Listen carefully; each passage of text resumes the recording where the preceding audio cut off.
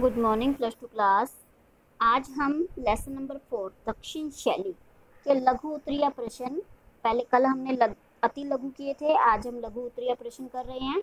इसका first question है, बीजापुर के शासकों द्वारा चित्रकला के विकास का वर्णन करो।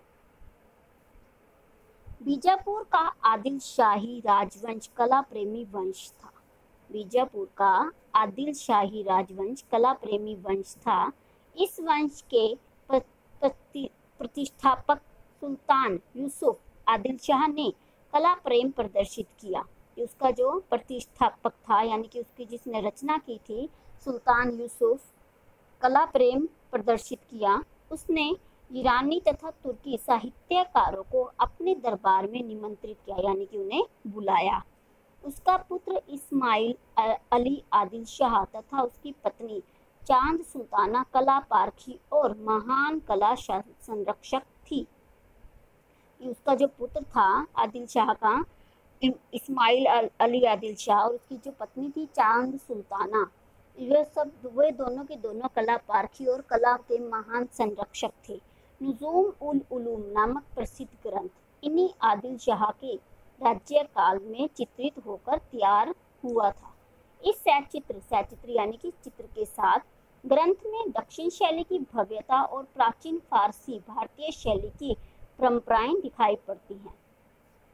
इस पोथी में 876 चित्र हैं। इन चित्रों में मानव आकृतियों, पशुओं, पक्षियों आदि के चित्र बनाए गए हैं और इसका विषय ज्योतिष, तंत्र, मंत्र, शस्त्र विद्या तथा हस्त शास्त्र आदि हैं। इन चित्रों में फारसी, ईरानी तथा भारतीय अभ्रंश शैली का सम्मिश्रण है। इब्राहिम आदिल शाह द्वितीय के समय बीजापुर कला की अत्यधिक उन्नति हुई थी। इब्राहिम आदिल शाह द्वितीय जब थे तब उस समय बीजापुर कला की बहुत उन्नति हुई, वो बहुत आगे बढ़ गई। उसके समय में व्यक्ति चित्र और भित्ति चित्र बनाए गए थे। उनके पुत्र मोहब्बत आदिल शाह ने भी कला के प्रति प्रेम प्रदर्शित किया। आगे चलकर इस वंश में अली आदिल शाह द्वितीय में तथा सिकंदर अली शाह ने बीजापुर शैली की उन्नति के लिए प्रयत्न किए।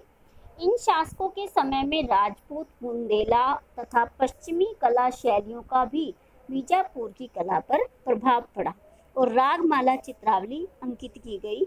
1687 ईस्वी में औरंगजेब ने बीजापुर को परास्त कर आदिल शाह राज्य का अंत कर दिया। नेक्स्ट क्वेश्चन है हमारा, गोलकुंडा में नारी और मैना चित्र का वर्णन करो। गोलकुंडा का नारी और मैना नामक चित्र बहुत ही सुंदर और आकर्षक है। इस चित्र की पृष्ठभूमि सुनहरी रंग की है। इसमें पर्वतों की चित्रण ईरानी शैली में दरारदार और गुलाबी रंग में किया गया है। इसकी अग्रभूमि में पुष्पित पौधे चित्रित हैं। मध्य भूमि में चीनी रंग के वृक्ष अंकित किए गए हैं। इसमें चित्रित नारी अत्यंत ही सुंदर है।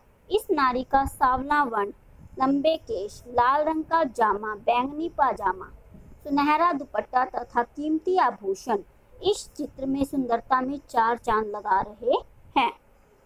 कि गोलकुंडा का नारी और मैना नामक चित्र बहुत ही सुंदर और आकर्षक है, यानी कि वो सबको अपनी ओर आकर्षित करता है। इस चित्र की पृष्ठभूमि जो उसका मेन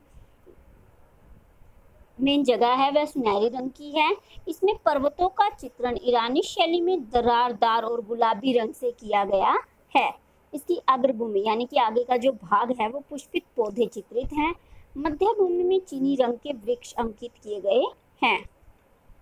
इससे चित्रित नारी अत्यंत ही सुंदर है। इस नारी की सांवला वर्ण, लंबे केश, लाल रंग का जामा, बैंगनी पाजामा, सुनहरा दुपट्टा और कीमती आभूषण इस चित्र की सुंदरता में चार चांद लगा रहे हैं।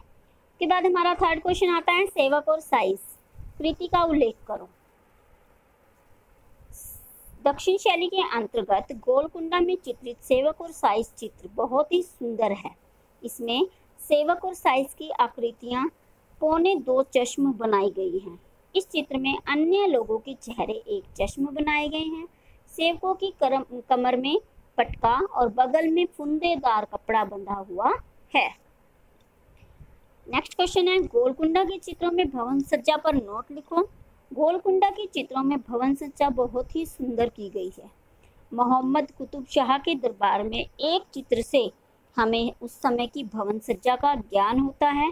इस चित्र में हल्के नीले आकाश में गहरे नीले रंग से गोल रेखाएं बनाई गई हैं। भवन में सुनहरे स्तंभों के ऊपर श्वेत मुंडेर और जालीदार गवाक्ष बनाए गए हैं। रिक्त दरवाजों में बैंगनी रंग से सुनहरे बूटे बनाए गए हैं।